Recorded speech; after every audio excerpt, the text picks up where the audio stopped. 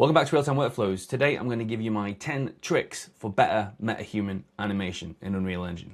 I'm Alex Bell. I've worked on a bunch of Hollywood movies that you've probably seen, and now I do all my work in Unreal Engine, and I try to help filmmakers come to Unreal Engine and start to make films. The 10 tricks are IK and FK switches, world space switches, selection masking, drag selecting, the anim picker, animation clips, one-click animation retargeting, baked control rig, animation layers, and bake animation sequence.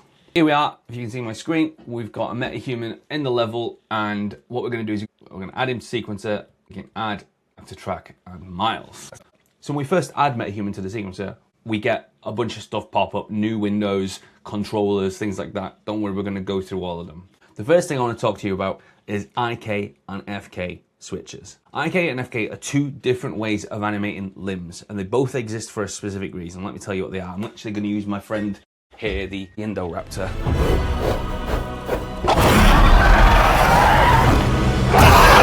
If we pose the Indoraptor by moving each joint at a time, like you might do if you were controlling a stop motion puppet, right? That's forward kinematics, that's FK. But if you were to pose it by grabbing his two little hands and move them up and down like that, that's inverse kinematics. What inverse kinematics means is when you push down, the foot stays where it is planted, and the inverse kinematics calculates what the knee does as the creature comes down and up like that, right? So that would be an example of inverse kinematics. Let me show you on it, it'll be a lot fucking easier. Right, the legs are set to inverse kinematics. So that means that when we move the waist down, we will see that the knees bend. But the arms are set to forward kinematics, which means that they follow the waist, and we would pose them by, we hit E to get the rotation gizmo, and we pose them by doing this. We tend to move down the chain, set this to local space. We tend to move down the chain and animate them like this, all right? As opposed to inverse kinematics, where we pick the end controller, move it, and the knee is calculated for us. Now we can control the knee a little bit by moving this, which is called a pole vector. All right, so that's inverse kinematics and forward kinematics. You tend to use inverse kinematics when you need to put weight on something. So for the feet, for example, if you had a quadruped, or if he was walking on all fours, you would want his arms to be set to IK as well. And we do that by picking this main controller here. We can also get to it through the anim outliner. And we'll come to the anim details panel, and we can see we've got these switches. So if I pick his leg R, FK, IK switch and turn it off, his leg suddenly becomes forward kinematics joints. And the same goes here with the right arm. We could switch this on, and you see it turns this into an IK controller, but maintains its original position that you had it posed, which is a good system. Right, next thing. Spaces. The space of an object is important. So for example, if we move this, we can see that the IK controller on the left leg stays where it is. Now that is because of its space. It's calculating where it's related to, what it's calculating the position for. So if we come to spaces here, we can see that our options are parent, world, body control, or hips control. So if I were to set this to body control, and move this now, it will come along with it because it's adopted the space of the body control. If I were to change it to, come back here and change it to world, then it will stay where it is. And by the same token, if I set it to parent, then we can move this and it comes with us. Okay, so the space of an object is important, especially for an IK object. You need it to press against the floor. We definitely don't want it to be in the body control space, because when we press down here now, the foot goes with the body. So that's spaces. The next three tips are all tools for selecting objects. So we've got, first of all, our selection masking. By hitting select here on the animation panel, we can now only pick up controllers. Okay, it's the only thing we can grab. All right. You'll also notice that when we click and drag to select, we can do that automatically in animation mode. If we come out and into the normal mode from Unreal, clicking and dragging moves the camera, right? So when we're in animation mode, left click and drag will allow you to select objects. If you want to do that incidentally when you're not in animation mode, you can go Alt and Control on the keyboard and do the same drag select, but it works automatically in animation mode. Finally, there's the animation picker, all right? Now, this is kind of hidden, so this is a cool one. If we come down to Metahuman, and there's a Metahumans folder, and inside there's a folder called Common, and we go into Common again, and then into Utilities, we get this picker, and we can go run editor utility widget, and this brings up our picker. We can pick our character from here, so we'll just choose body. We've only got the one metahuman, and now we can pick controllers on his body by clicking on here. Okay, and you can also pick chains for the fingers as well. These green ones pick chains of fingers, so it picks all those, which is really handy for animating fingers. It's controlling all of them at once, which is cool.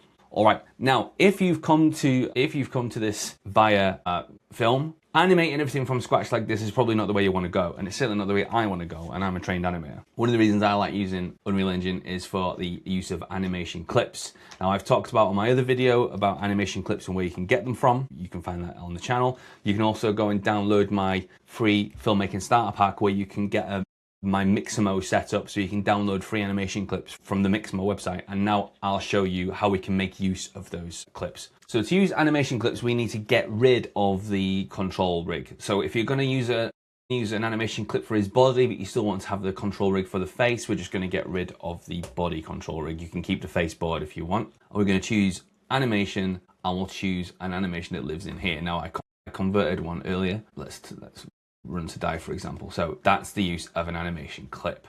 All right.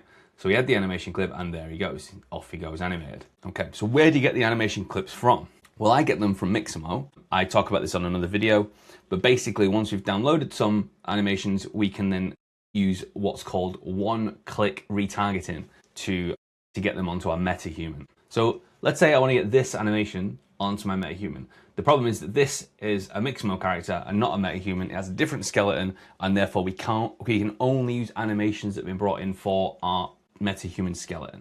But we can convert them, and we can do that very, very simply by coming down to where the animation clip is stored. So I keep mine in Content Mixamo Anims. We're going to right click and go retarget animations. And then we can, in the target skeletal mesh, we'll just type the name of our metahuman. We're just going to choose the body, not the face, the body. Now, it always looks like this. That's just how it's processing and how it's displaying the metahuman body outside of the blueprint, which is in the level. But that's absolutely fine. So we're going to go talk, phone pacing, and then we'll go export. And it asks where we want to put it, and I always put them in the folder where I got the animation, and I have a retarget folder inside there, and I put the suffix underscore RTG. That means that I've retargeted the animation. And we click export. All right, and now back in Sequencer, I can come back to the start, and I can add this animation now. I come up here and talking phone pacing, and there he is doing the exact same animation. I'll get rid of this one. That was just for reference anyway. There he is doing the same animation. All right, that's one-click animation retargeting, super useful. That means you can bring animations in from Mixamo, one-click retarget, and they're on your metahuman. Perfect. Okay, so the next thing is, let's say we've got one of these animations, but we need to tweak it. We're not creating one from scratch, we just want to tweak it. We use the control rig to tweak an animation that we've got from somewhere like Mixamo. So what we do is we've got our character in the sequencer, we'll get rid of the control rig, as we know, we'll add the animation. I usually do this with idle animations a lot, because you can kind of tweak them into something completely different. Okay, so we've got this skateboarding animation that I've downloaded from Mixamo. And let's say we're going to give him a skateboard, and let's have him skateboard along. All right, so he's got his little skateboard. You know, the idea is we would animate this going along on the spot. But there's a couple of things I don't like about it. Like, I don't like how his feet are moving, and I think he's crouched a bit too low, and he's not really looking where he's going. So let's fix it. What we need to do is we need to right click on the body node here and right click, and we'll go baked control rig, metahuman control rig. Okay, and we'll go create. Now what that's going to do is take the animation and put it down onto these controllers. All right, so we can now see we've got all the animation on there, and it's actually on the controllers. And what we can do now is use a layer to actually change them. So metahumans have their own animation layers. Ordinarily, I would use an animation layer for any other object. Use an animation layer by clicking here and going additive layer. This will do largely the same thing, but we don't need to add everything to the layer. It makes it a little bit easier to manage. So what we're going to do is, first of all, we'll stop his feet from moving, right? So the first thing I can do is I can kill the animation on these feet so that they don't move. So we just do that just by dragging a box over all the keys and hitting delete. And we can see kind of what's happening as well. There's some animation on these two controllers that we probably are influencing things. We'll get rid of those as well. Get rid of those. Right, so now we can see that this foot's staying stuck, but we'll get rid of this kind of little rotation on the toe. Same with this one, foot and ball. We'll get rid of them both at the same time and hit delete. And now the feet stay still. Let's say we want to actually adjust one of the controllers to a different position. Like for example, I think he's crouched too low and he's looking at the ground, not looking where he's going. Let's fix those.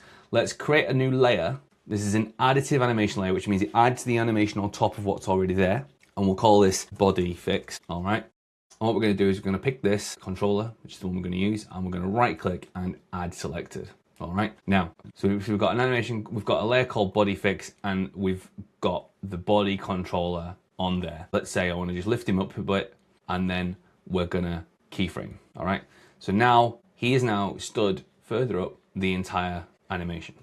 Let's say we wanna make it so that he starts off crouched like he was, stands up a little bit, and then goes down. We can use this key to set a 0 key. So if we hit this, we see he goes back to his crouched position here, and then comes up slowly to that position, and then presumably, you know, you'd want to kind of set another key there where he's still stood, and then come back down here to a 0 key, and that would create you then a looping animation where he kind of comes up a bit and then he would go back down a bit, and it would loop then in the end. And so we could use that as well, for example, to change the head. So what we might do is add the head to the layer. So we can change the head, and we'll just lift the head up like that so that he's looking where he's going, and we can hit key, and then that's correct for the whole shebang. Now, if we wanted to have less of this layer, we can tone the weight down altogether, right? So if we turn this down, it reduces the weight of the animation layer to the point where it's off. We can also keep it going so that it goes exponentially up or down,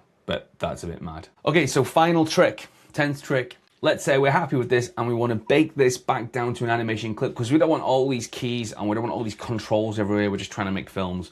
So we want to bake this back down to an animation clip so that we can use it in the same way that we used it here. So to do that, we're gonna take our body again, and we're gonna right click and go bake animation sequence. We'll bake it to where we will put in the other one. So bake anims, we'll put it in retarget because that's where the metahuman animations are. And we'll call this anim skateboard super cycle. A super cycle is like, it's not just a single loop of an animation, it's like 10 loops and there's variation between them. So you can kind of loop that, and it feels like it's got more variety to it, and you can knead out the kind of repetitive motions that come with it. It's a good thing to do. So hit OK, and then export. And now that is made as an animation sequence, but it hasn't done anything here. What we'll have to do is we'll delete the control rig, and we'll delete the animation, and then we can come back and add our animation, anim skateboard super cycle, and there he is, doing the same animation that we just did, but now it's an animation clip. All right, so that's my 10 tricks for animating metahumans. Thank you for watching. Don't forget to download the free filmmaking pack, and I'll catch you on the next one.